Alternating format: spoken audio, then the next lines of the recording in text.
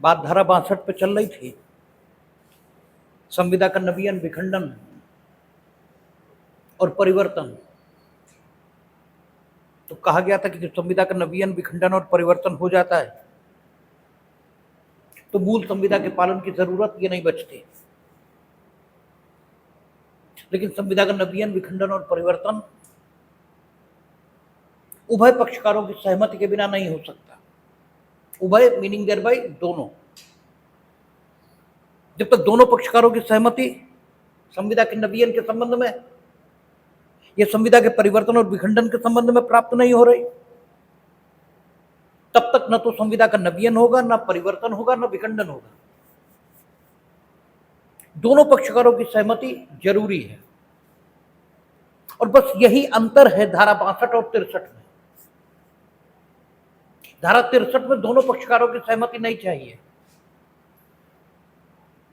धारा 63 में वचन ग्रहीता, यानी जिससे प्रस्थापना की गई थी, क्योंकि आपको मालूम है कि प्रत्येक एक्ट में जिन शब्दों का प्रयोग रहता है उन शब्दों के वही अर्थ लेते हैं जो विधायिका ने उन शब्दों को उस अधिनियम के परिभाषा खंड में दिए होते हैं। प्रत्येक अधिनियम में एक परिभाषा खंड है।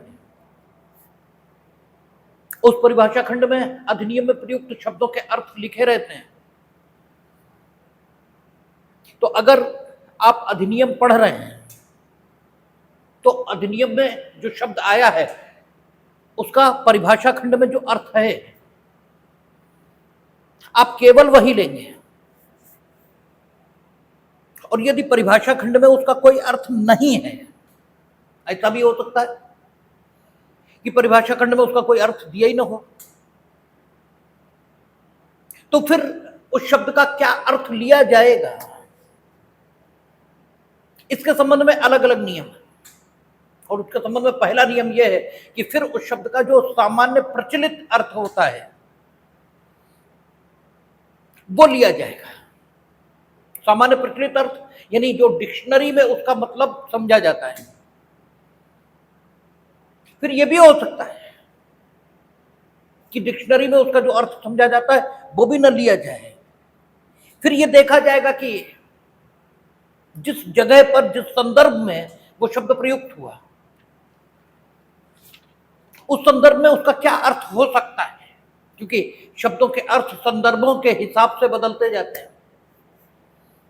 हमने आपको कई बार उदाहरण दिया है कि राम नाम सत्य है, इसमें कोई शब्द खराब नहीं है,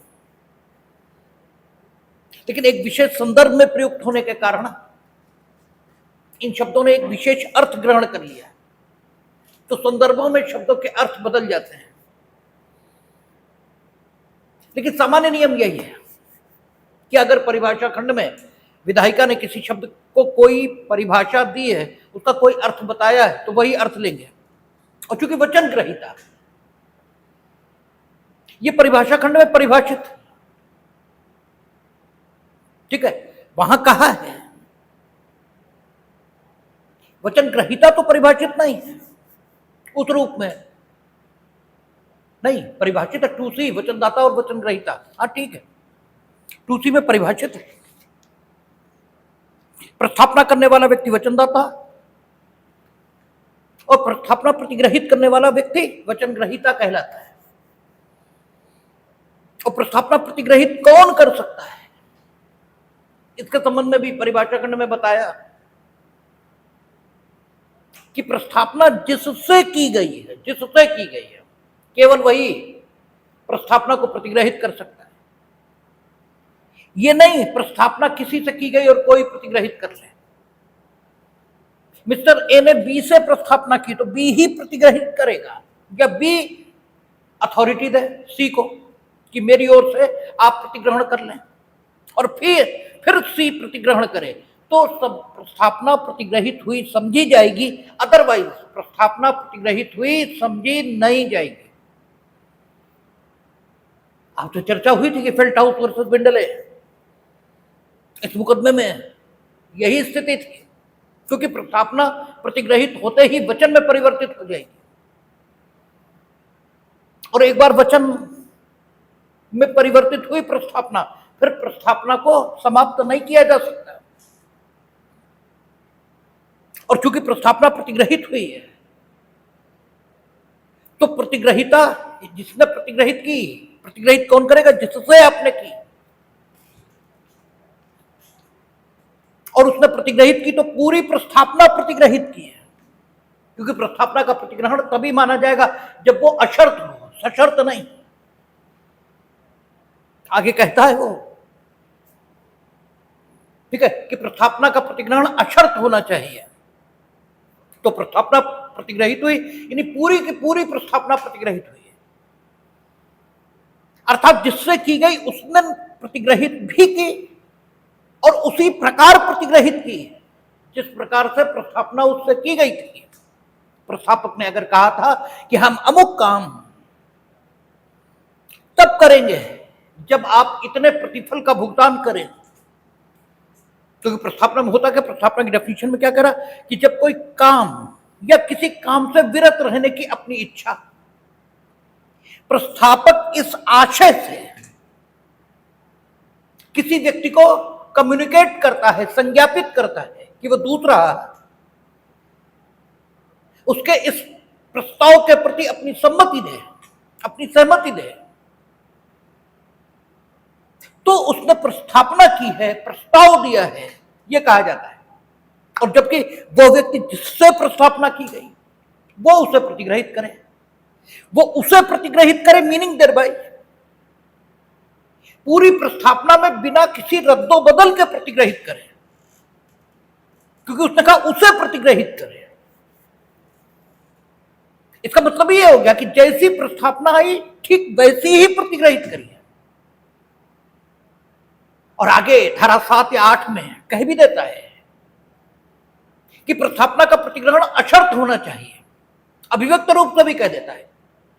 और न भी कहे तो भी प्रतिग्रहण की जो डेफिनेशन है उसी में यह बात आ जाएगी, क्योंकि कहता है कि प्रस्थापना जो प्रतिग्रहिता है वो उसे प्रतिग्रहित करता है, यानी प्रस्थापना को प्रतिग्रहित करता है। मीनिंग देयर बाय प्रस्थापना को रद्दो बदल नहीं, क्योंकि अगर उसने रद्दो बदल की तब उसने प्रस्थापना प्रतिग्रहित की, यह नहीं कहा जा सकता। फिर तो उसने परिवर्तित करके प्रस्थापना को जो कुछ बना उसे प्रतिग्रहित किया, उसे प्रस्थापना का प्रतिग्रहण करना होगा और प्रतिग्रहित प्रस्थापना वचन बन जाएगी। क्योंकि पूरी प्रस्थापना प्रतिग्रहित की, इसका मतलब प्रतिफल देने का वचन भी आपने दे दिया प्रतिग्रहण करते ही। और जब यह स्थिति आ गई तब दोनों ओर से वचन आ गए, प्रस्थापक की ओर से कुछ करने का और प्रतिग्रहिता की ओर से प्रतिफल देने का। और ये वचन कैसे? परस्पर उत्तर में, इसलिए व्यतिकारी वचन या रेसिप्रोकल प्रोमिसेस इस डेफिनेशन में आते हैं। और ऐसे वचन जो एक दूसरे के लिए प्रतिफल हैं, करार का निर्माण कर देंगे, यानी एग्रीमेंट, इसका निर्माण हो जाएगा। और एग्रीमेंट अगर कानून की प्रक्रिया द्वारा प्रवर्तनीय है, इन्फोर्सेबल बाय लॉ, तो वो संविदा को जन्म दे देगा, कॉन्ट्रैक्ट को जन्म दे देगा। इसका मतलब यह हुआ कि वचन ग्रहीता वो है जिसने प्रस्थापना को प्रतिग्रहित किया, और जिसने प्रस्थापना दी थी वो प्रस्थापना के प्रतिग्रहण के उपरांत क्या कहलाता है? वचनदाता। वो वचनदाता हो गया, इसे वचन ग्रहीता बोलते हैं। हमने कहा था ये शब्दों का प्रयोग आइडेंटिफिकेशन के लिए उपयुक्त है, अन्यथा तो वचन ग्रहीता भी प्रतिफल देने के वचन के संबंध में वचनदाता ही है, लेकिन दोनों को वचनदाता कह देंगे तो आइडेंटिफिकेशन कैसे करेंगे पार्टीज का? इसलिए एक को वचनदाता, एक को वचन ग्रहीता ये कहा जाता। और ये विभाजन संविदा की शुरुआत जहां से हो रही है उस शुरुआत के आधार पर किया जाता है। शुरुआत प्रस्थापना से हो रही, प्रस्थापना प्रतिग्रहित हुई, तो जिसकी प्रस्थापना प्रतिग्रहित हुई उसे हमने वचनदाता कह दिया, और जिसने प्रस्थापना को प्रतिग्रहित किया उसे वचन ग्रहीता कह दिया। यानी ये विभाजन हमने संविदा की शुरुआत के आधार पर कर दिया। तो वचन ग्रहीता, इसे ये हक धारा 63 में मिला है कि ये चाहे तो वचनदाता को अपने वचन के पालन से पूर्ण मुक्ति ये दे दे, या उसने जो वचन दिया उस वचन के स्थान पर किसी अन्य वचन को स्वीकार कर ले, पूर्ण मुक्ति दे दे, या उसने जो वचन दिया उस वचन के स्थान पर किसी अन्य वचन का पालन किया जाना यह स्वीकार कर ले। और अगर पूर्ण मुक्ति दे सकता है तो आंशिक मुक्ति ये तो दे ही सकता है, क्योंकि आप अगर किसी को 100 रुपए दे सकते हो तो 20 रुपए तो दे ही सकते हो। पूर्ण में आंशिक ये शामिल होता है, लेकिन आंशिक में पूर्ण शामिल हो ऐसा नहीं होता है। तो वचन ग्रहीता यहां अधिकार संपन्न बनाया है धारा 63 में कि वो चाहे तो वचनदाता को अपने वचन के पालन से मुक्ति दे दे, जबकि धारा 62 नवीन परिवर्तन और विखंडन की बात कर रही है, और वहां उभय पक्षकार वेदर ही इज प्रोमिसर और प्रोमिसी, वो वचनदाता है वचन ग्रहीता, इसका मतलब नहीं, both parties must be agree on those terms which are fixed by both of them for a new contract. Only then the novation of the contract could be happened. तभी संविदा का नवीन परिवर्तन अथवा विखंडन ये संभव है। लेकिन 63 एक पक्षकार को यह अधिकार दे रही है, और वो पक्षकार कौन है? वचन ग्रहीता, क्योंकि वचन ग्रहीता को ही मिला है, इसलिए वचन ग्रहीता इसे यह अधिकार दिया जाना न्याय के दृष्टिकोण से कुछ गलत यह भी नहीं लगता। इसलिए धारा 63 इंडियन कॉन्ट्रैक्ट एक्ट वचन ग्रहीता को एक स्पेशल अधिकार दे रही है। वो कहती है कि वचन ग्रहीता वचन के पालन से अभिमुक्ति, ठीक है, अभिमुक्ति मीनिंग देर बाय पूर्ण मुक्ति। अभी शब्द हमने कहा था, जहां भी लग जाता वो दूसरे का भाव देता है। अभी स्वीकृत यानी ये बात किसी दूसरे ने स्वीकृत की, आपने की तो आप कहेंगे हमने स्वीकृत की, अभी शब्द नहीं लगाएंगे। ये अभिस्वीकृति है, इसका मतलब है कि हमने नहीं, किसी और की ये स्वीकृति है। अभी शब्द दूसरे का बोध देता है, भाव देता है। तो यहां कहता है अभिमुक्ति, क्योंकि मुक्ति मिलेगी किसे? वचनदाता को। देगा कौन? वचन ग्रहीता। तो वचनदाता के रेफरेंस में जब हम देखेंगे तो वचन ग्रहीता दूसरा व्यक्ति है वचनदाता के रेफरेंस में, क्योंकि वचन ग्रहीता वचनदाता के रेफरेंस में ही वचन ग्रहीता है। आपके रेफरेंस में तो व्यक्ति है, आपने उसे कोई वचन नहीं दिया। तो वचनदाता के रेफरेंस में वचन ग्रहीता दूसरा व्यक्ति है, इसलिए वचन ग्रहीता जो कुछ देगा उसे अभिशब्द लगाकर ही व्यक्त होना चाहिए। और यहां वचन ग्रहीता जो कुछ दे रहा है वचनदाता को, वो मुक्ति है। किससे? वचन के पालन के दायित्व से। इसलिए वचन के पालन के दायित्व से दी गई ये मुक्ति नहीं बल्कि अभिमुक्ति कहलाएगी, कहता है। और अभिमुक्ति के लिए अंग्रेजी में शब्द आपका डिस्पेंस, ठीक है। तो कहता है अभिमुक्ति या उसका परिहार दे या कर सकेगा,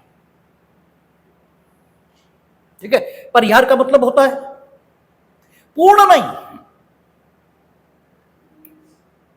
कुछ का पालन। जैसे राष्ट्रपति की शक्तियां हैं, किसकी? क्षमादान की, राज्यपाल की भी है। क्या कर सकते हैं? किसी भी दंडादेश का, मृत्यु के दंडादेश सहित किसी भी दंडादेश का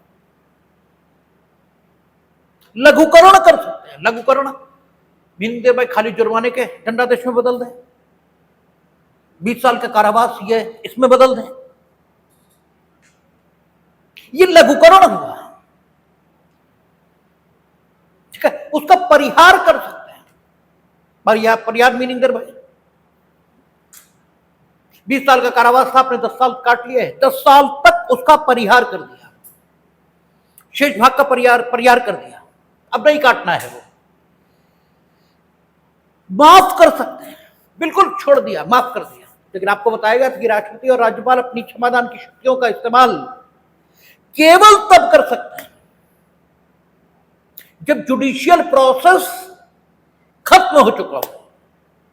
जब तक जुडिशियल प्रोसेस चल रहा है तब तक वे अपनी क्षमादान की शक्तियों का इस्तेमाल नहीं करेंगे। किस मुकदमे में डिसाइड किया था? याद होना चाहिए आपको, नानावटी का मुकदमा था। नानावटी मिलिट्री ऑफिसर थे, हत्या के अभियोग में 2 सिद्ध हो गए थे, उच्चतम न्यायालय में अपील की थी और इसी बीच राष्ट्रपति ने क्षमादान की शक्तियों का उपयोग कर लिया। तो कोर्ट ने कहा यस है आपको क्षमादान की शक्ति, लेकिन क्षमादान की है ना। अब ये जुडिशियल प्रोसेस कंप्लीट होकर दोष सिद्ध कहां घोषित हुए? इन्होंने तो अपील कर रखी है, हो सकता है अपील में दोष मुक्त हो जाए, तो काहे का क्षमादान? दोष मुक्त होने का मतलब है दोष से ही मुक्त हो गए, तो जब दोष से ही मुक्त तो क्षमादान किस बात का?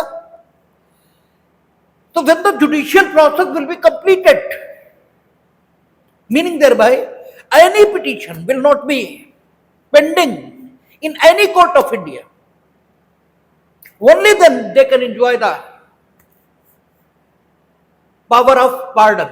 ठीक है, वो जो उन्हें शक्तियां प्राप्त है उसकी क्षमादान की, उसका इस्तेमाल कर सकते हैं। तो वही परिहार शब्द यहां कह रहा है, परिहार दे या कर सकेगा, परिहार दे या कर सकेगा, मीनिंग देयर बाय वचनदाता ने जितने वचन का पालन कर दिया उतने को स्वीकार कर लिया, शेष का परिहार कर दिया और परिहार दे सकेगा, मीनिंग देयर बाय वचनदाता ने अभी पालन नहीं किया है लेकिन फिर भी हमने परिहार दे दिया, ठीक है, तो 20,000 देना 10,000 दे दो, खत्म हो गई बात। तो परिहार दे या कर सकेगा, दोनों काम कर सकेगा। देखें आगे क्या लिखा है, कहता हर वचन ग्रहीता, प्रत्येक वचन ग्रहीता, संविदा किसी भी प्रकार की है, किसी भी प्रकार की, किसी विशेष प्रकार की संविदा में धारा 63 द्वारा प्रदत्त अधिकार वचन ग्रहीता को मिले, ये स्थिति रही है। कहता हर वचन ग्रहीता, और जब हर वचन ग्रहीता तो बात बड़ी विस्तृत हो गई, यानी संविदा का नेचर कुछ भी है, किसी विशेष प्रकार की संविदा में धारा 63 द्वारा प्रदत्त अधिकार इसका उपयोग होगा नहीं। कहता हर वचन ग्रहीता अपने को दिए गए किसी वचन के, कोई वचन, वचनों का कोई विशेष वर्ग या वचनों का कोई विशेष संवर्ग, ये यहां नहीं है, मेंशन है।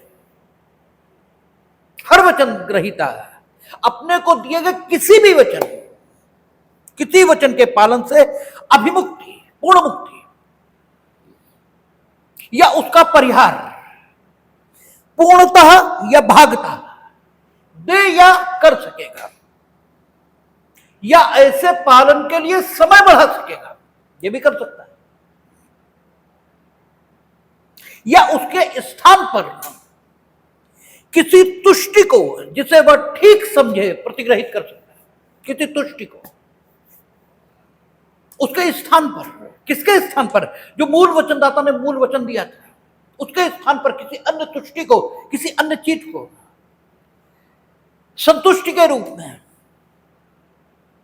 मान्यता दे सकता है।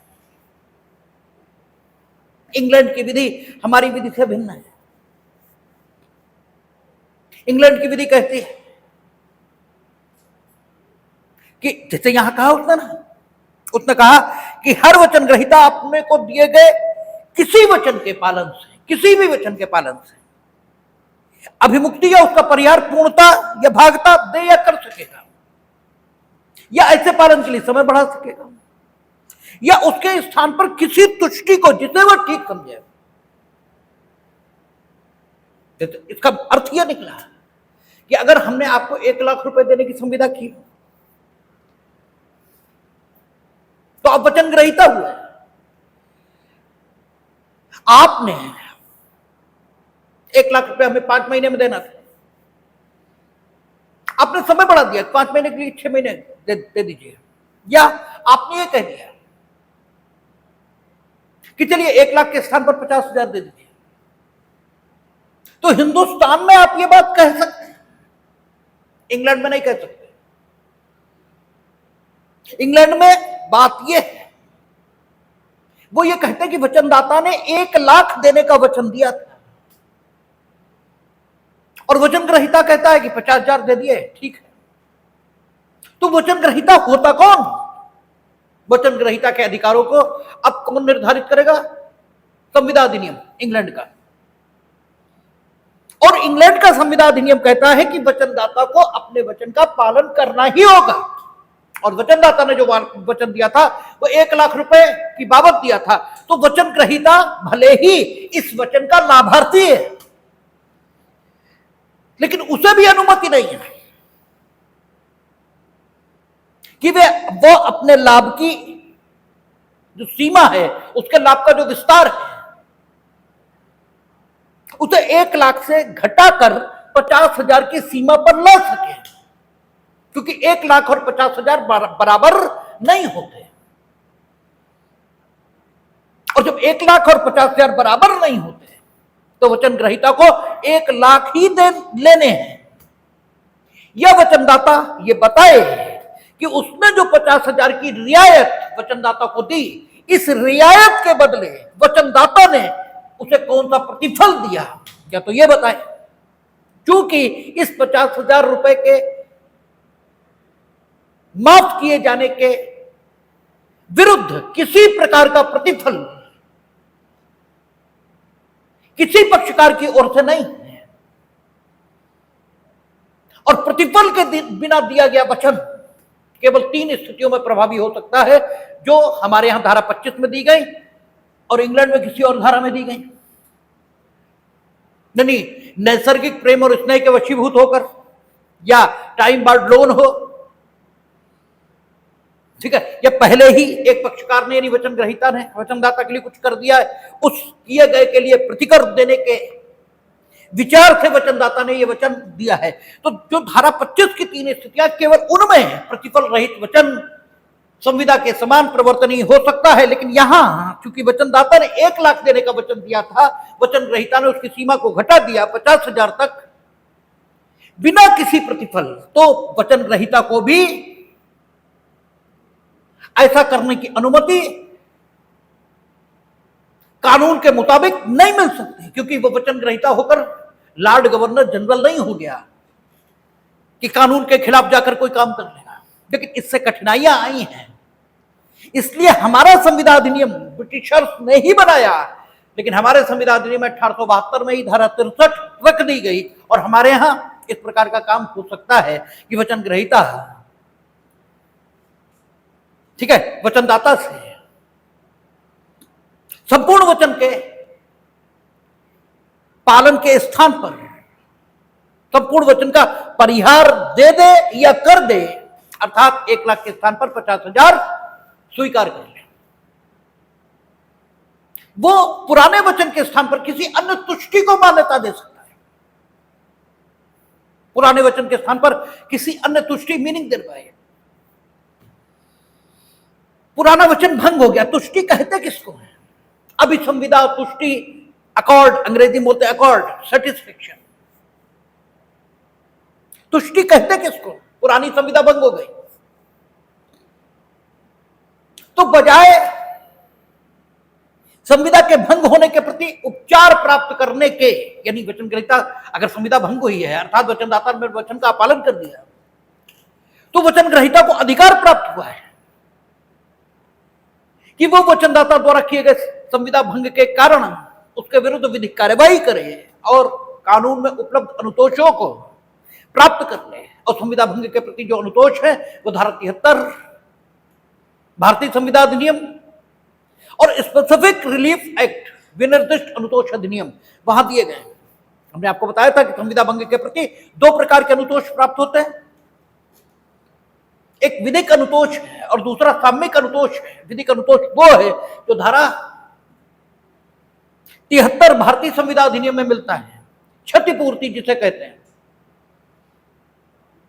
और दूसरा जो साम्यिक अनुतोष कहलाता है, जो इक्विटेबल रिलीफ कहलाती है, वो कहां मिलती है? विनिर्दिष्ट अनुतोष अधिनियम। वहां संविदा का विनिर्दिष्ट अनुपालन, यानी संविदा में जिसे करने का वचन दिया था वचनदाता ने, उसे वही करने को मजबूर किया जाता है। तो संविदा की प्रकृति जैसी हो उसके मुताबिक संविदा का पालन होने की दशा में वचन ग्रहीता को या तो विधिक या साम्यिक अनुतोष प्राप्त होगा। लेकिन वचन ग्रहीता उस वचन के स्थान पर किसी अन्य तुष्टि को स्वीकार कर सकता है, यानी कोई नई संविदा कर सकता है कि चलो आप वो नहीं कर पाए, कोई बात नहीं, आप ये कर दो। तो उसने ये जो नई अभिसंविदा कर ली है, नया अकॉर्ड किया है, नया सेटिस्फेक्शन स्वीकार कर लिया, इसी को तुष्टि कहते हैं। यानी पुरानी संविदा भंग होने के बाद उसके जो अधिकार थे संविदा भंग के प्रति, उन्हें एंजॉय न करके वो किसी अन्य चीज को संविदा भंग के प्रति अपनी तुष्टि के रूप में स्वीकार कर सकता है। ये लिखा हुआ है उसमें, या उसके स्थान पर किसी तुष्टि को जिसे वह ठीक समझे स्वीकार कर सकता है। संविदा पालन के लिए समय बढ़ा सकता है, सशर्त भी बढ़ा सकता है, अशर्त भी बढ़ा सकता है। यद्यपि सशर्त बढ़ा सकता है यहां नहीं लिखा है, यानी वो ये कह सकता है कि हम समय बढ़ा देंगे लेकिन आपको ये काम और करना पड़ेगा, आपको वचन के पालन के लिए जो समय हमने दिया उसे हम बढ़ा देंगे, लेकिन आपको इतना अतिरिक्त और करना होगा। ये भी कर सकता है, ये लिखा नहीं यहां, लेकिन समय बढ़ा सकता है। ये शब्द सामान्यता के साथ प्रयोग किए गए, इनके साथ कोई विशेषण नहीं लगाया गया। और जब विशेषण नहीं लगाया गया इसका मतलब ये है कि सशर्त और अशर्त दोनों प्रकार की स्थितियों में वचनदाता को वचन के पालन के लिए और समय ये दे सकता है जितना उसको ऑलरेडी मिला हुआ था। परिहार दे या कर सकेगा, हमने आपको बताया, अभिमुक्ति दे सकेगा, पूर्ण मुक्ति दे दे। तो हमारी विधि में वचन ग्रहीता को अधिक अधिकार मिले, इतने अधिकार तो इंग्लैंड में भी नहीं,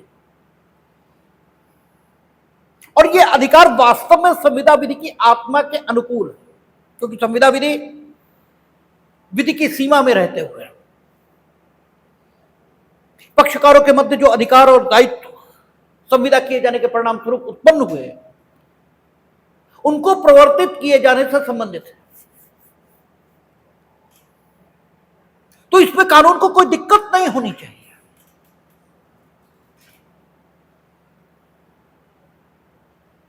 यदि जिससे संविदा में दिए गए वचन का फायदा मिलना है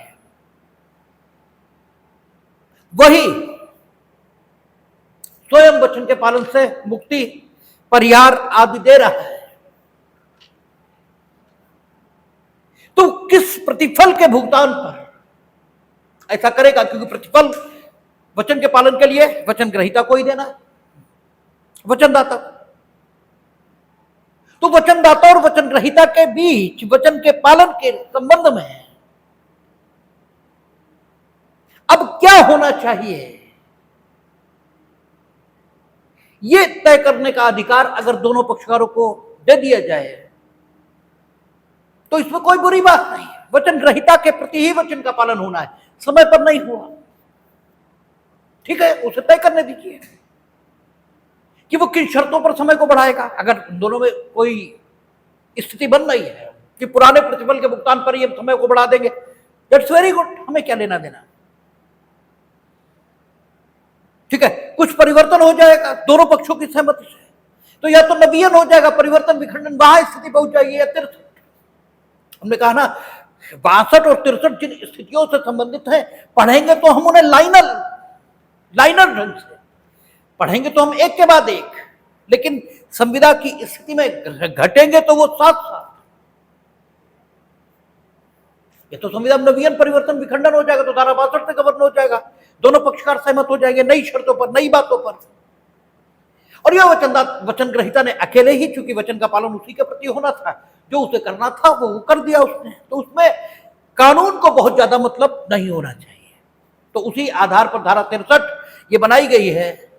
और वचन ग्रहीता स्वयं वचनदाता को अगर परिहार, अभिमुक्ति, समय बढ़ा देता है या पुराने वचन के स्थान पर कोई अन्य तुष्टि इसे स्वीकार कर लेता है, तो फिर पुरानी संविदा का पालन करना आवश्यक नहीं बचता, ठीक है। पक्षकारों ने अपने अधिकारी छोड़ दिए, वचन ग्रहीता ने अपना अधिकार छोड़ दिया कि हमें चाहिए ही नहीं, ठीक है, आपकी मर्जी। आप यदि ये कहोगे कि इन्होंने ये वचन दिया था और पालन नहीं किया, तब कानून की भूमिका शुरू होती है। यदि आप ये अभिमुक्ति दे रहे हो तो ठीक है, ठीक है। तो आगे दृष्टांत कहता है कि खा के लिए का एक रंग चित्र बनाने का वचन देता है, तत्पश्चात खा उससे वैसा करने का निषेध कर देता है, का उस वचन के पालन के लिए बाबद्ध नहीं है, ठीक है। उसने मना ही कर दिया कि भाई मत बनाओ, बात खत्म हो गई है।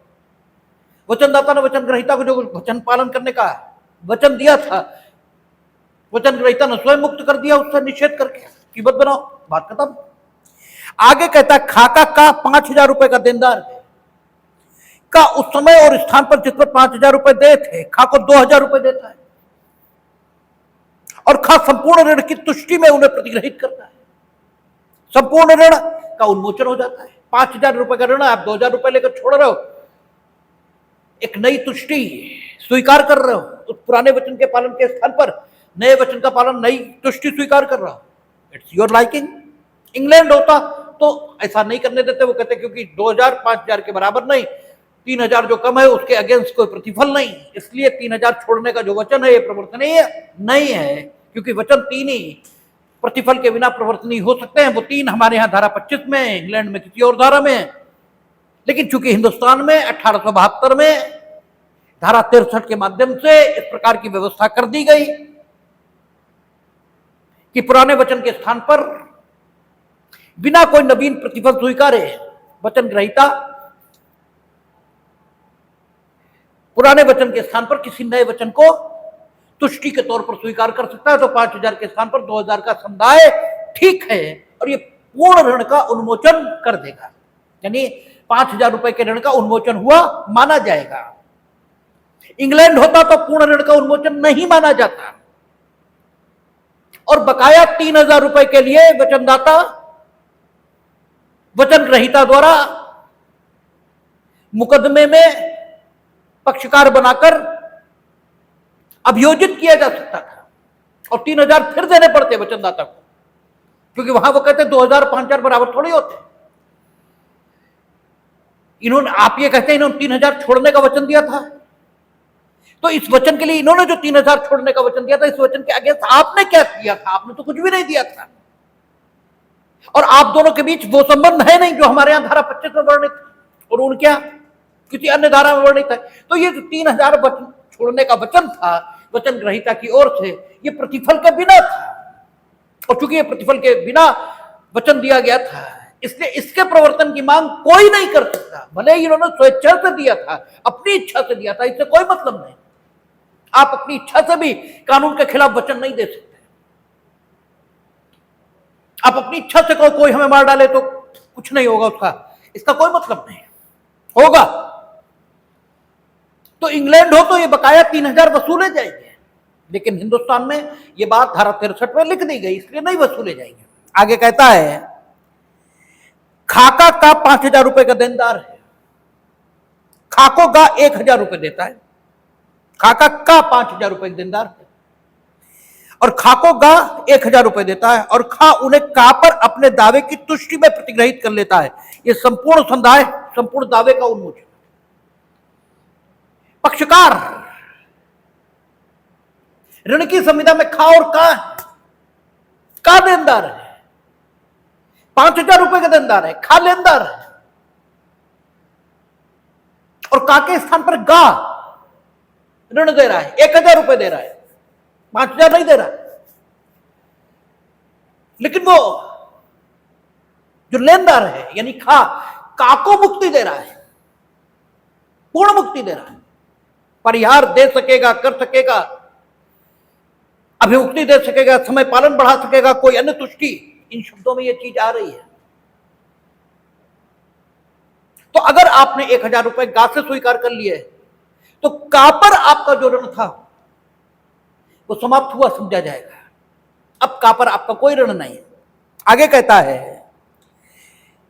एक संविदा के अधीन खा को ऐसी धनराशि का देनदार है जिसका परिमाण अभिनिश्चित नहीं किया गया है।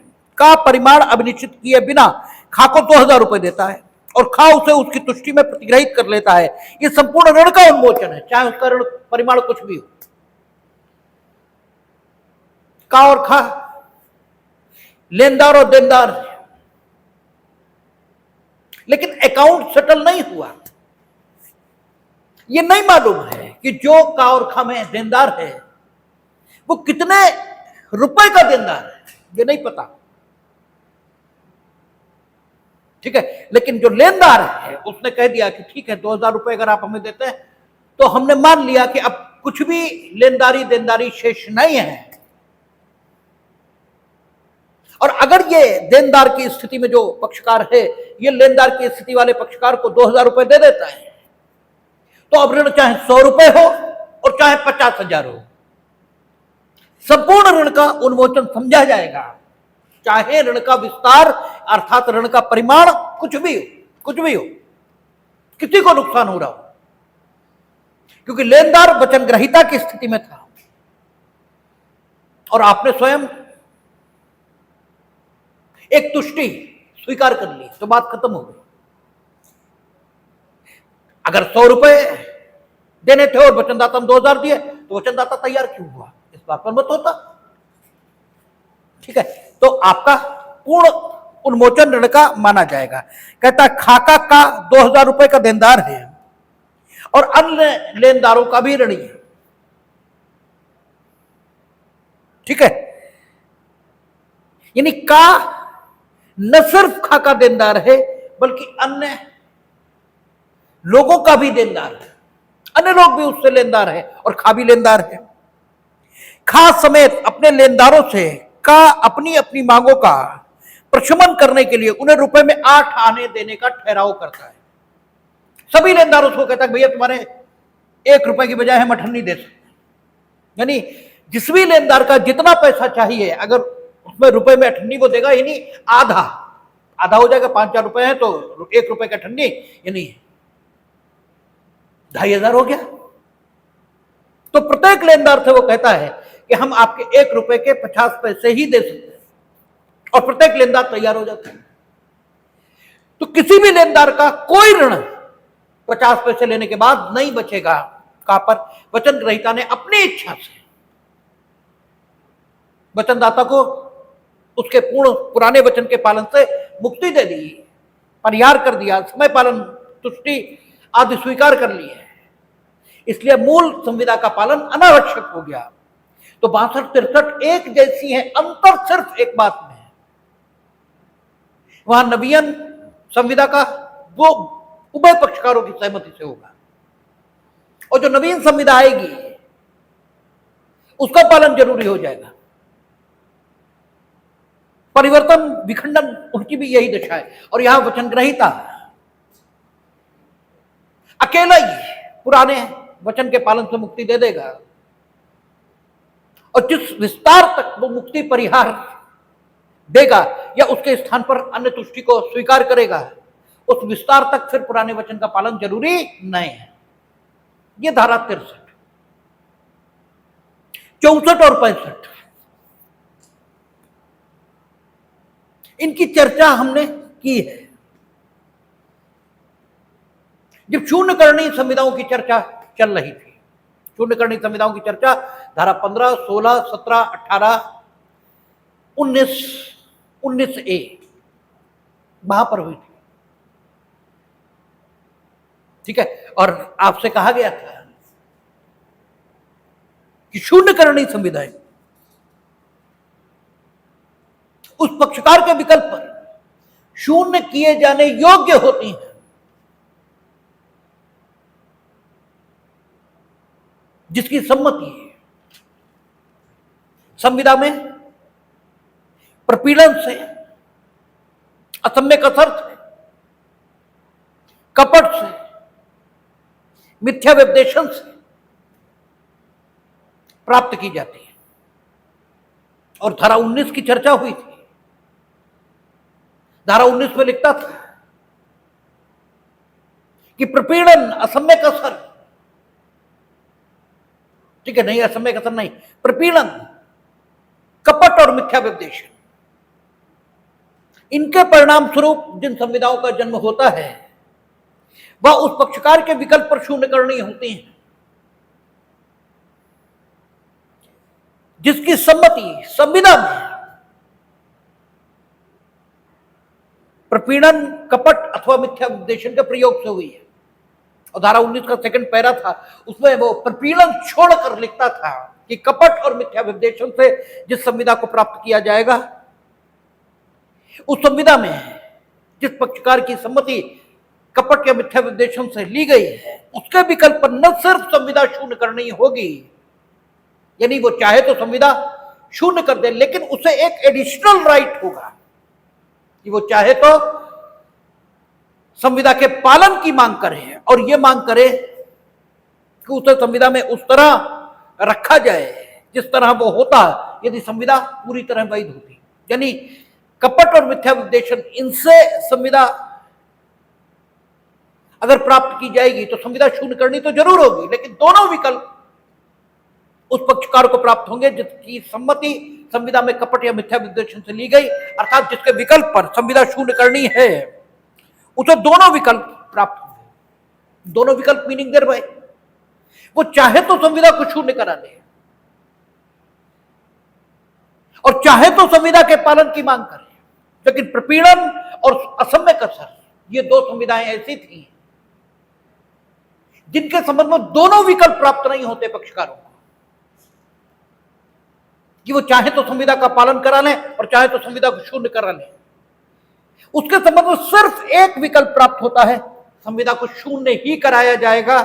प्रपीड़न और असम्यक असर से प्राप्त की गई संविदा को, वहां संविदा के पालन की मांग नहीं हो सकती। और जहां संविदा सिर्फ शून्य करनी है, सिर्फ शून्य करनी, शून्य नहीं है, शून्य करनी है। शून्य करने का मतलब यह हुआ कि शून्य करने योग्य है।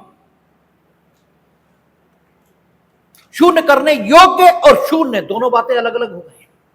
शून्य करने योग्य का मतलब यह हुआ कि यद्यपि शून्य करने योग्य है लेकिन फिर भी संविदा तो है, तो संविदा चूंकि है, भले ही शून्य किए जाने योग्य है, लेकिन फिर भी है ना, तो शून्य करणीय संविदा, इसके अंतर्गत अगर किसी पक्षकार ने कोई लाभ प्राप्त कर लिया है और संविदा बाद में शून्य हो जाती है, यानी वो पक्षकार जिसके विकल्प पर संविदा शून्य करनी थी वो उसे शून्य कर देता है, ठीक है ना। शून्य करनी संविदा है, मीनिंग देर भाई संविदा तो है, भले ही वो शून्य करनी है, और शून्य करनी संविदा के अंतर्गत एक पक्षकार को लाभ प्राप्त हो गया है। हमने आपकी संविदा में सम्मति कपट से प्राप्त की। हमने बता दिया है मकान तो 50 लाख का है, जबकि इसकी कीमत 2 लाख भी नहीं। और हमने कुछ ऐसा आपको झूठा कपट करके समझाया जिससे आप 50 लाख पर ये मकान लेने को तैयार हो। तो संविदा आपके विकल्प पर शून्य करनी है, क्योंकि हमने आपके साथ कपट किया है, मिथ्या विश्लेषण किया। हमने ऐसा आपके साथ किया है, तो संविदा आपके विकल्प पर शून्य करनी। लेकिन इस संविदा के अंतर्गत यदि किसी पक्षकार को कोई लाभ प्राप्त हो गया है, चाहे आपको चाहे हमें, और बाद में संविदा शून्य की जाती है, तो जिस पक्षकार को लाभ प्राप्त हुआ उसे उस लाभ को वापस करना होगा, उस पक्षकार को जिससे उसने लाभ प्राप्त किया। ठीक है, हमने आपको नो डाउट मकान के बारे में कपट या मिथ्या विश्लेषण से कुछ बता दिया, लेकिन यदि आपको कुछ लाभ प्राप्त हो गया, हमने 2 लाख रुपए आपसे 50 लाख ले लिया, मकान तो आपको दे दिया, तो अगर आप शून्य करेंगे संविदा तो मकान तो आप हमें वापस करेंगे, मकान आप हमें वापस करेंगे। आप 50 लाख अपने लीजिए, लेकिन मकान तो हमारा वापस होना चाहिए। लेकिन एक चीज है, जिस पक्षकार ने लाभ प्राप्त किया, अगर उसने उस लाभ को किसी अन्य को ट्रांसफर कर दिया, संविदा को शून्य किए जाने से पहले, संविदा को शून्य किए जाने के बाद नहीं, संविदा को शून्य किए जाने से पहले, यानी हम अपने कृत्य के परिणाम स्वरूप जिस संविदा को शून्य करनी बना दिए, उस संविदा को आपने शून्य अभी नहीं किया, उससे पहले ही आपने मकान किसी और को ट्रांसफर कर दिया, या जो लाभ आपने प्राप्त किया था वो किसी और को दे दिया। फिर भले ही संविदा शून्य कर दी जाए, लेकिन उस पक्षकार को जिसे आप लाभ ट्रांसफर कर चुके हो, यानी सप्रतिफल, यानी उससे पैसे लेकर आपने उसे ट्रांसफर कर दिया, उससे कोई चीज वापस प्राप्त नहीं की जा सकती। हां, संविदा के मूल पक्षकार जिनके बीच शून्य करनी संविदा अस्तित्व में आई थी, अगर उन्हीं के पास लाभ अभी भी बना हुआ है, हमने मकान 50 लाख में आपको बेच दिया, मकान अभी भी आपके ही पास है, आपने आगे किसी को ट्रांसफर नहीं किया है, आप ही के पास है अभी, और आपने संविदा की शून्य करनी होने के आधार पर संविदा को शून्य कर दिया, तो मकान आप हमें वापस करेंगे। अपना 50 लाख लीजिए, संविदा को शून्य कर दीजिए, वो सारी बातें ठीक है, लेकिन आप मेरा मकान हमें वापस करेंगे। हां, आप संविदा को शून्य करने से पहले ही मकान किसी को ट्रांसफर कर चुके हैं, बाद में संविदा को शून्य आप कर रहे हो, तो मकान फिर हमें प्राप्त नहीं होगा। उसके बदले में आपको हमें प्रतिकर भले ही देना पड़ जाए, मकान के बदले मकान की कीमत जो भी हो, लेकिन लाभ वापस नहीं होगा। ठीक है, यहां कहता है शून्य करनी संविदा के विखंडन के परिणाम, जबकि कोई व्यक्ति जिसके विकल्प पर कोई संविदा शून्य करनी है, जबकि कोई व्यक्ति जिसके विकल्प पर संविदा शून्य करनी है उसे विखंडित कर देता है, यानी संविदा शून्य करनी है, इसलिए संविदा के दोनों पक्षकारों को संविदा को शून्य करने का हक प्राप्त हो जाए, ये स्थिति नहीं होती। संविदा को शून्य करने का हक सिर्फ उसी पक्षकार को प्राप्त होता है जिसके विकल्प पर संविदा शून्य करनी हो, अर्थात जिसकी सम्मति संविदा में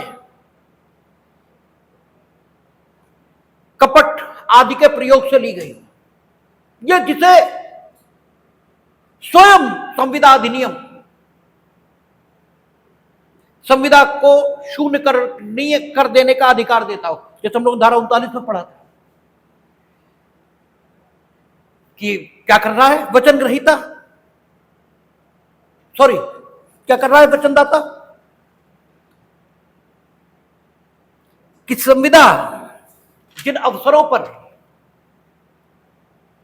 पालन की जानी है, उनमें से कुछ अवसरों पर स्वयं को निर्योग्य बना रहा है संविदा पालन के, या असमर्थ बना रहा है, तो वचन ग्रहीता के विकल्प पर संविदा शून्य करनी है, हो गई है। आगे वो पालन करा सकता है लेकिन शून्य करनी हो गई। यानी संविदा अधिनियम हम लोग पीछे पढ़कर आए, उनमें बहुत से स्थानों पर किसी पक्षकार को उस दशा में भी संविदा को शून्य कर देने का हक, अर्थात उस किसी पक्षकार के विकल्प पर संविदा शून्य करनी हो रही है, जबकि मूल संविदा में किसी भी पक्षकार की ओर से न तो कपट, न मिथ्या विद्वेषण, न सम्यक कसर, न प्रपीड़न, किसी का प्रयोग नहीं हुआ था। लेकिन फिर भी जैसे समय मरणभूत था और आपने समय पर संविदा का पालन नहीं किया, तो वचन ग्रहीता के विकल्प पर संविदा शून्य करनी हो रही थी, ठीक है। और अगर वहां भी संविदा शून्य करनी की जाती है, तो जिस भी पक्षकार के विकल्प पर संविदा शून्य करनी हो रही है,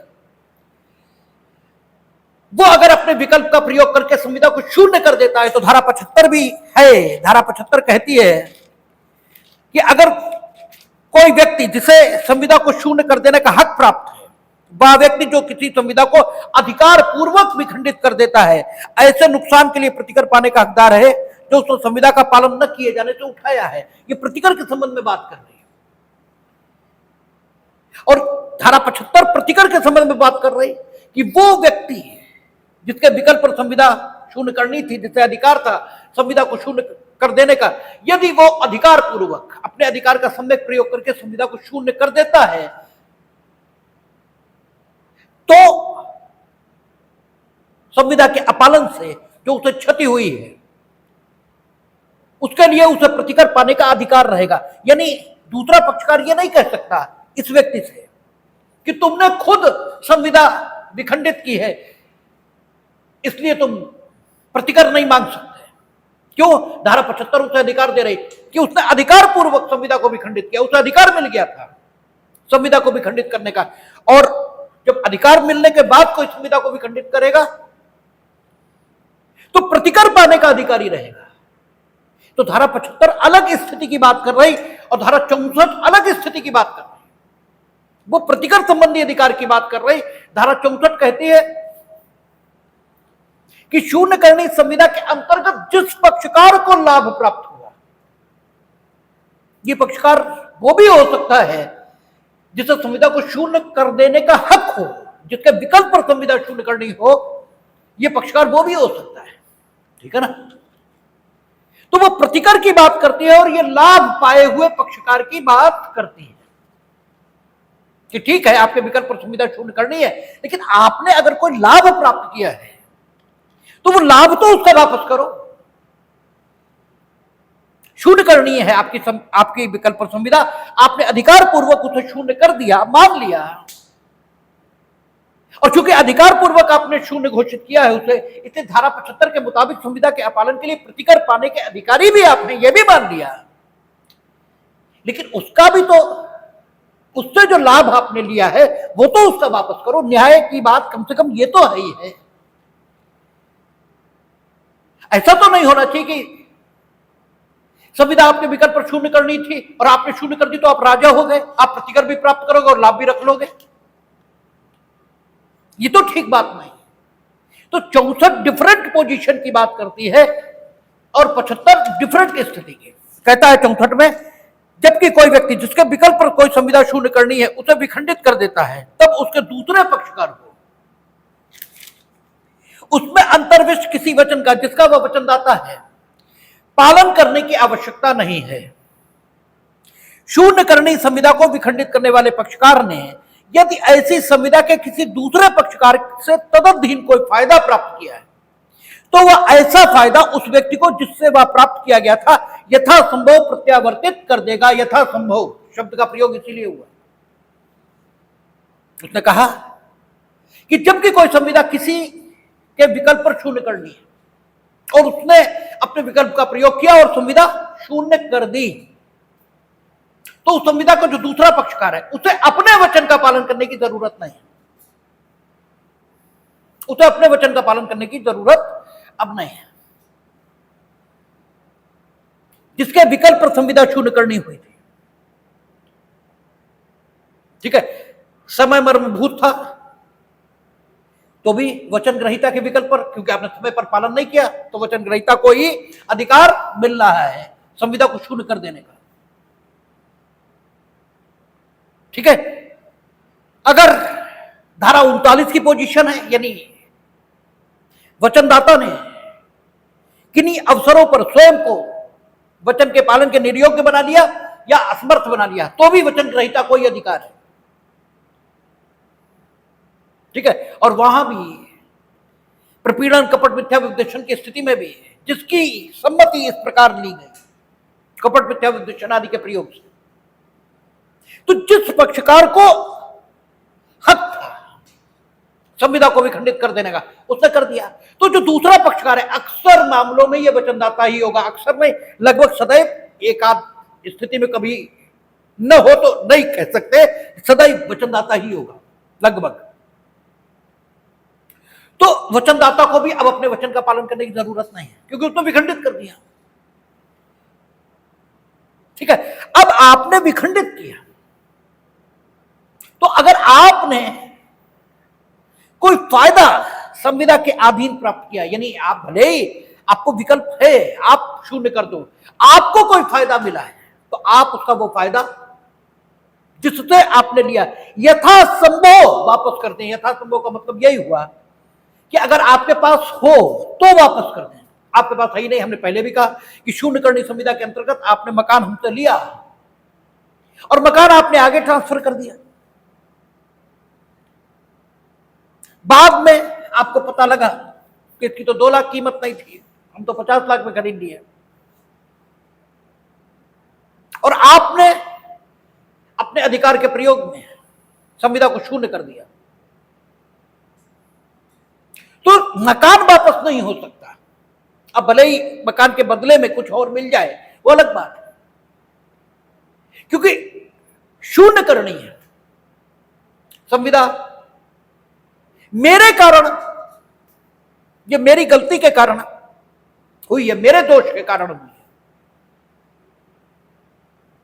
ठीक है, आप निर्दोष हैं, आपकी जो सम्मति संविदा में ली थी हमने ली थी, इसीलिए आपको अधिकार मिला कि आप संविदा को शून्य कर दो।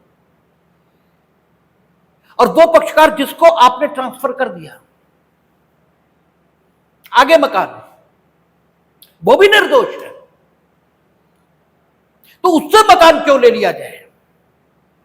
ठीक है, मकान उससे नहीं लिया जाएगा।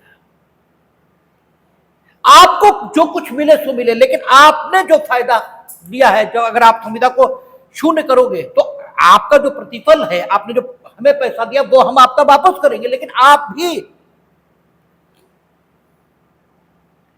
ठीक है, अगर कोई फायदा संविदा के अधीन प्राप्त किए हैं, उदाहरण भले ही एप्रोप्रिएट ना आए हो, करेक्ट ना आए हो, लेकिन उदाहरणों के भाव को समझ लीजिए। उदाहरण भले ही एप्रोप्रिएट ना हो, करेक्ट ना हो, उन्हें समझने की बहुत जरूरत भी नहीं है। एक मोटी मोटी बात कि शून्य करनी संविदा है, एक पक्षकार के विकल्प पर है, उस पक्षकार ने अपने अधिकार का सम्यक प्रयोग किया और संविदा को शून्य कर दिया, तो संविदा शून्य ही हो गई। तो दूसरे पक्षकार को, जो इस पक्षकार से भिन्न है, जिसने संविदा को शून्य किया है, उस पक्षकार को भी अब संविदा में अपने वचन का पालन करने की क्या जरूरत?